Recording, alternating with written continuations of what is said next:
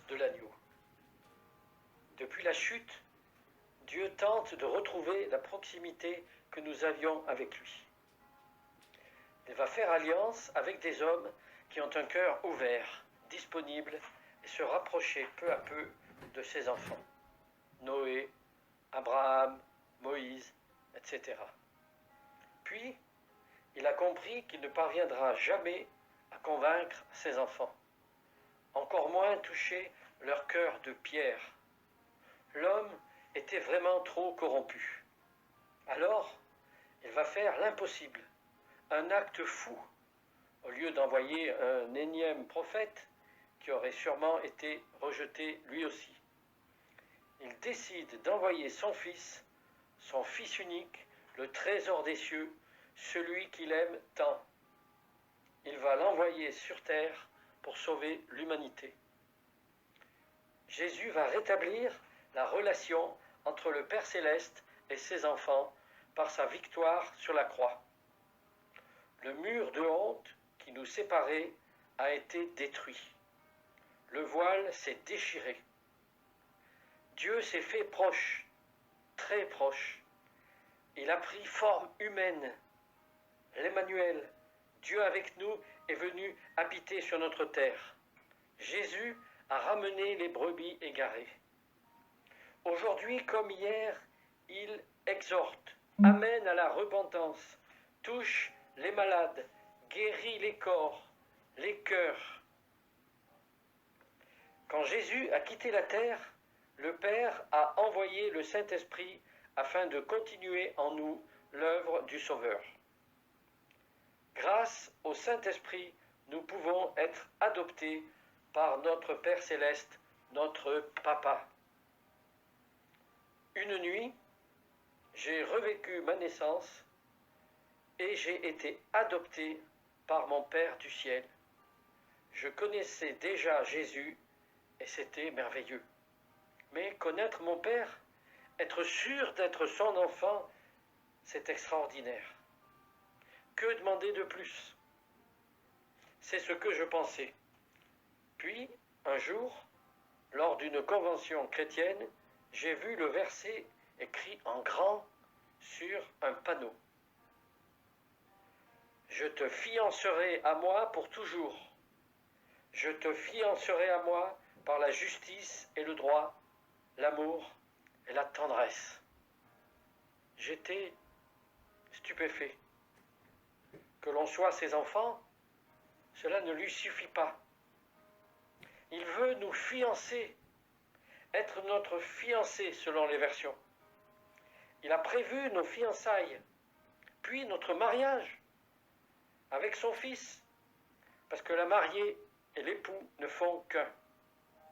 Nous serons donc unis, nous, l'Église, avec Jésus, notre époux. Alors que Jésus, lui, ne fait qu'un avec le Père. Dieu veut donc s'unir à nous complètement, être le plus proche possible, plus proche encore qu'un père avec ses enfants. Il a donc établi un plan pour ses fiançailles, pour les noces de l'agneau avec l'Église. J'ai réfléchi et je me suis dit que Dieu avait fait alliance avec le peuple juif et qu'il devait exister des éléments dans un mariage juif qui permettraient peut-être de comprendre le plan de Dieu pour le retour de Jésus et les noces. Voilà tous les points communs entre un mariage dans l'Ancien Israël et les passages du Nouveau Testament, et de l'Ancien aussi, qui parlent du retour de Jésus. La Bible nous propose des images basées sur des coutumes très différentes des nôtres. Et il est utile d'en avoir une idée aussi précise que possible pour mieux comprendre les messages qui nous sont adressés. Ainsi, savoir comment se passait un mariage en Israël peut nous aider à comprendre ce qu'est le festin des noces de l'agneau. Jésus a utilisé la métaphore des noces pour décrire ses relations avec l'Église ou ceux qui sont ses disciples fidèles.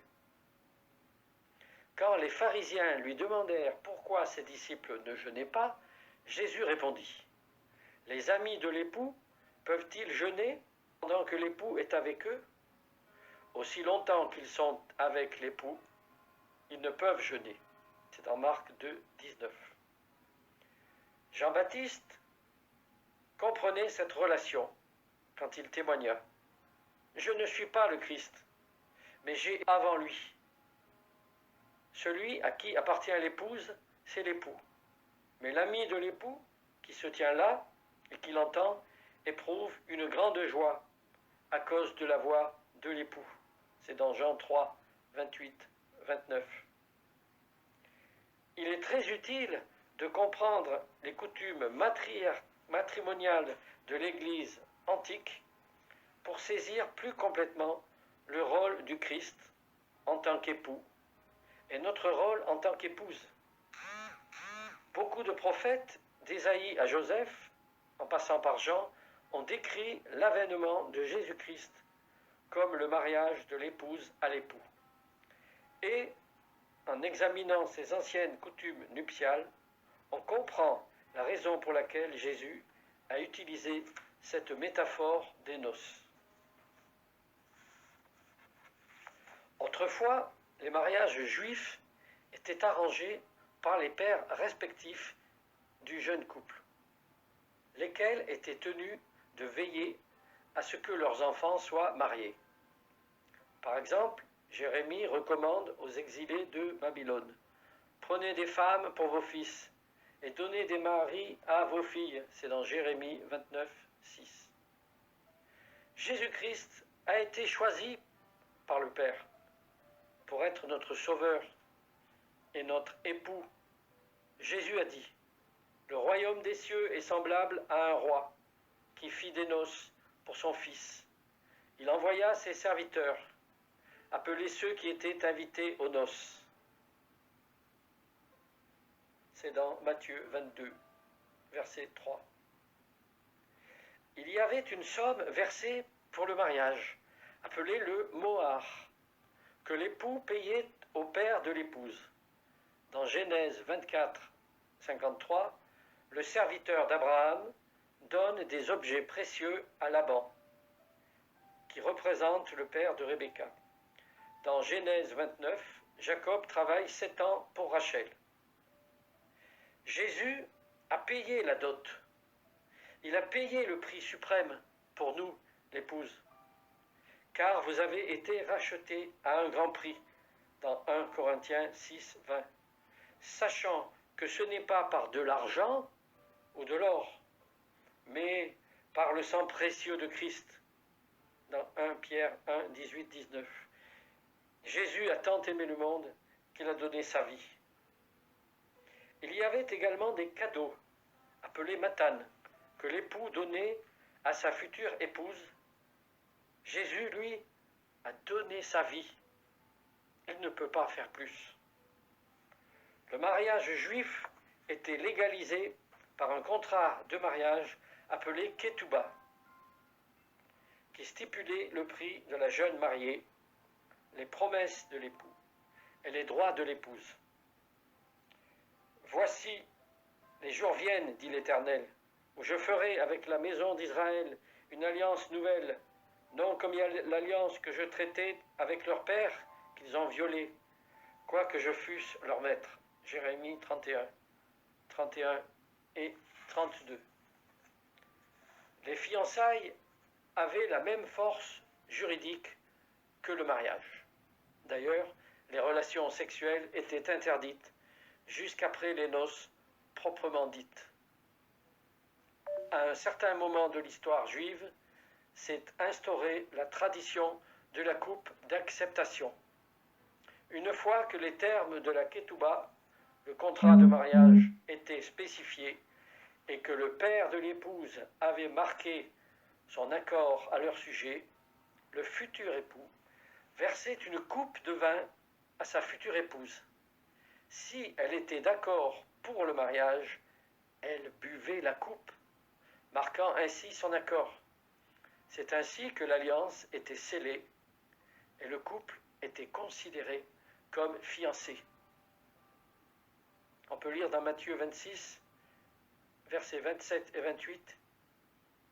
Il prit ensuite une coupe et, après avoir rendu grâce, il la leur donna en disant : Buvez-en tous, car ceci est mon sang, le sang de l'alliance, qui est répandu pour plusieurs, pour le pardon des péchés. Quand nous participons à la Sainte Seine, nous acceptons Jésus comme notre Sauveur et les dons qu'il nous offre, et nous renouvelons notre alliance avec lui, comme la coupe d'acceptation des époux. La période des fiançailles durait normalement une année complète, laquelle commençait au moment de la conclusion de l'alliance et prenait fin au moment des noces. Pour l'époux, la période des fiançailles était une période de préparation.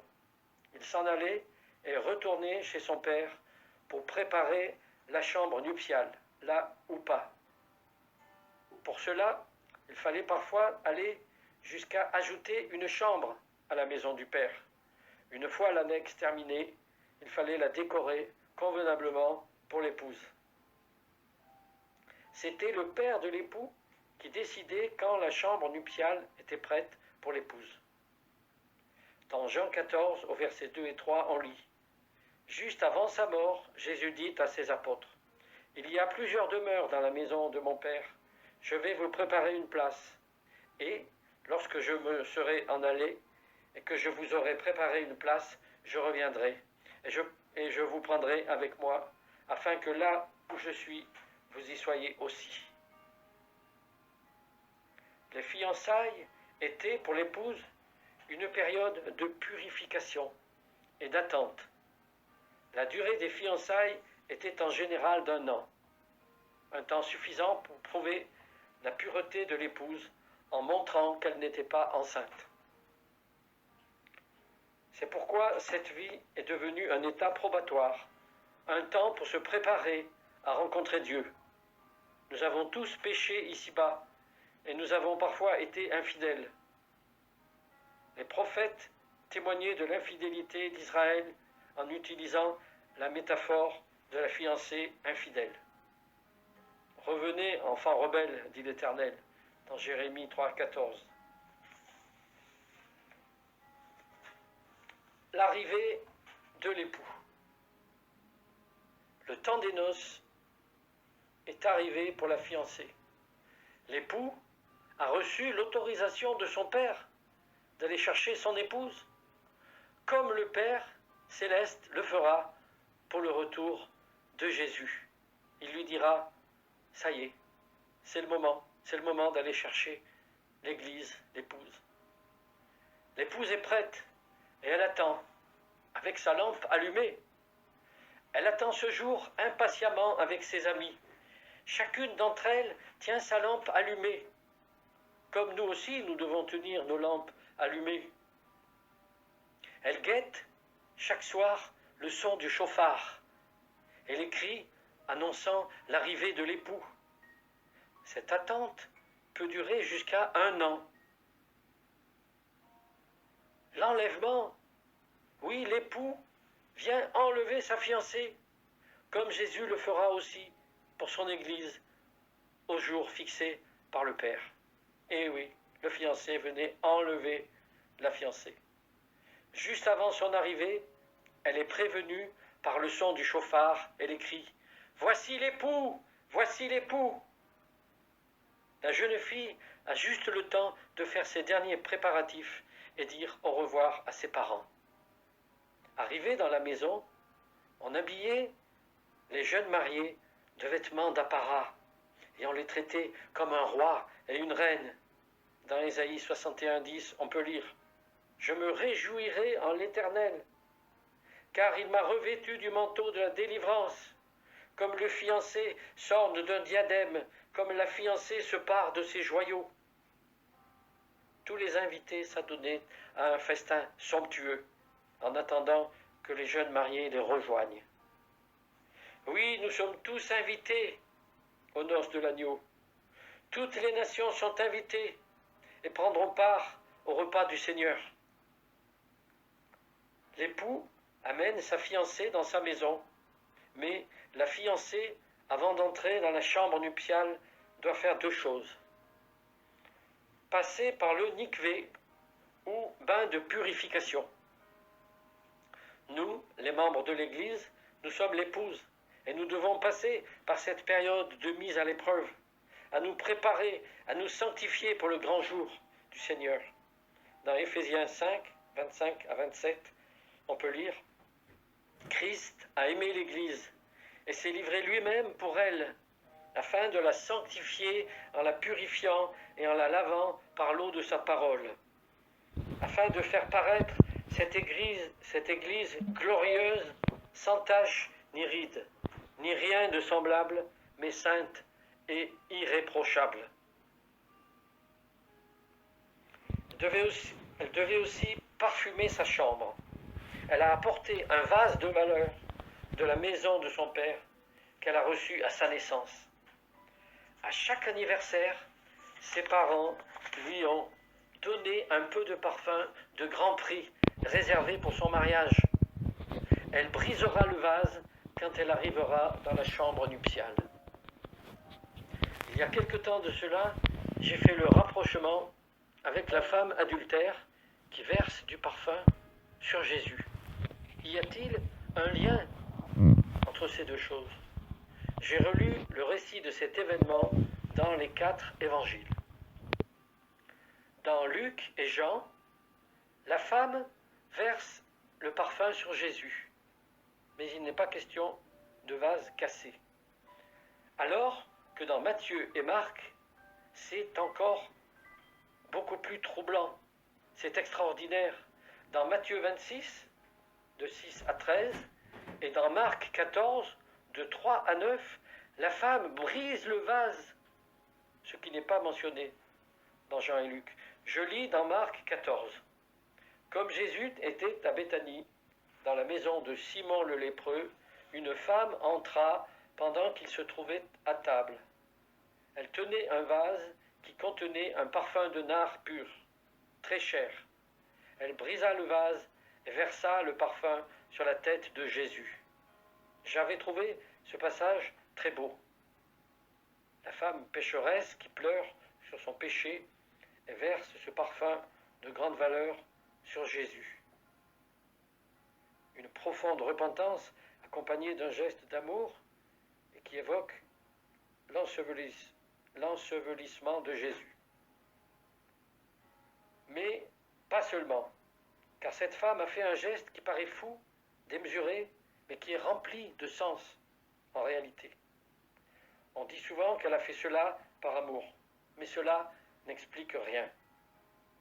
Cette femme a apporté le vase qui était destiné à son époux, offert par ses parents pour son mariage. Que s'est-il passé?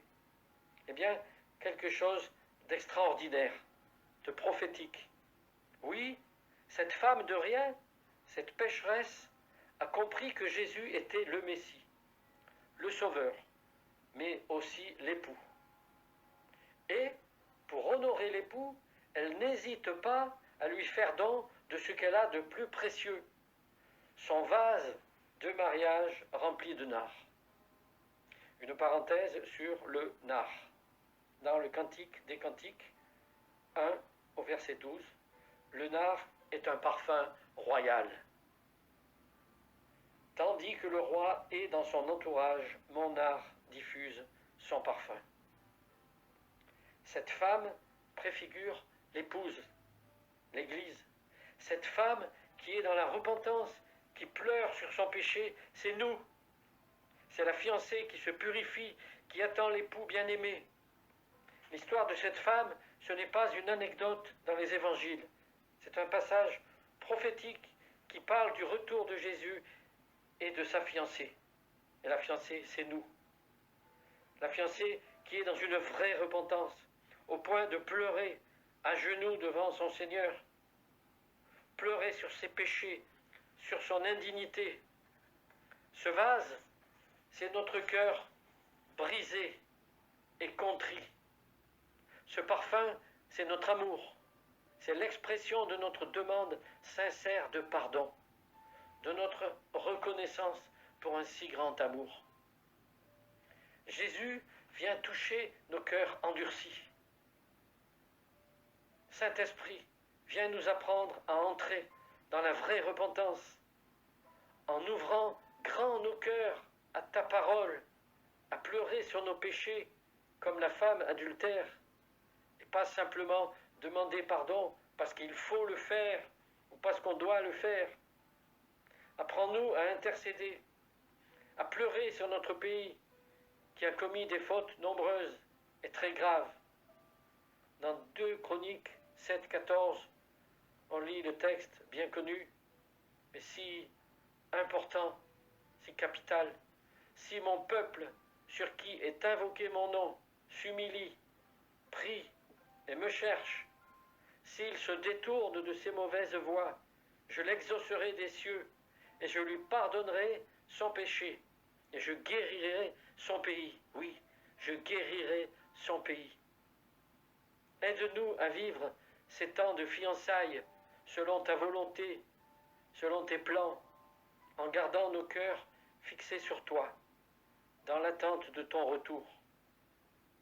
Dans Apocalypse 22, on peut lire « Voici, je viens bientôt, et j'apporte avec moi ma récompense pour traiter chacun conformément à son œuvre. Je suis l'alpha et l'oméga, le premier et le dernier, le commencement et la fin. Heureux ceux qui lavent leurs robes, ils auront droit à l'arbre de vie et pourront entrer par les portes de la ville. L'esprit et l'épouse disent « Viens », que celui qui entend dise « Viens », que celui qui a soif vienne, que celui qui le veut prenne de l'eau de la vie gratuitement. Celui qui atteste ces choses dit « Oui, je viens bientôt. Amen. Viens, Seigneur Jésus. » Et je reprendrai le dernier verset de la Bible pour vous dire que la grâce du Seigneur Jésus soit avec vous tous.